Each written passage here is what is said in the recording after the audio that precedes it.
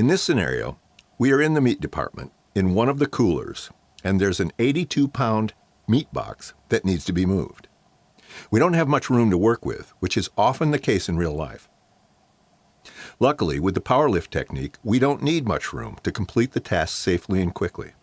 A common mistake people make when trying to lift a load like this is that they will approach the load with a narrow stance, bend at the back, use one hand to pull it out a bit, and use the other to lift it the rest of the way. This makes for a really bad back lift and will likely leave the worker aching or injured at the end of the shift. Not only are they bent at the back, but they're also twisted, which increases the likelihood of serious injury. Instead, there is a much safer and more efficient way for you to pick this load. First, you need to get 1 foot close to the load, making your thigh available for you to roll the box up onto it. With the other foot, you step out into a wide stance, diagonal from your other foot. Next, you will need to bridge to your thigh that is closest to the box and pull the box straight to you with the other hand. Tilt the box downward so that you can maneuver the load around the other boxes nearby. Doing this raises the handle of the load higher so that you don't need to bend over to grip it.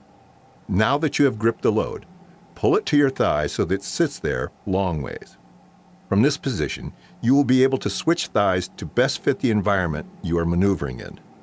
Finally, while you are walking with the load, make sure that it is still resting on your thigh, allowing your legs to do much of the work. Let's see that again. Approach the load with 1 foot close to the load and the other diagonal in a wide athletic stance. Before you pull the box out, bridge to the thigh closest to the load and use your other hand to pull the box out and tilt it down.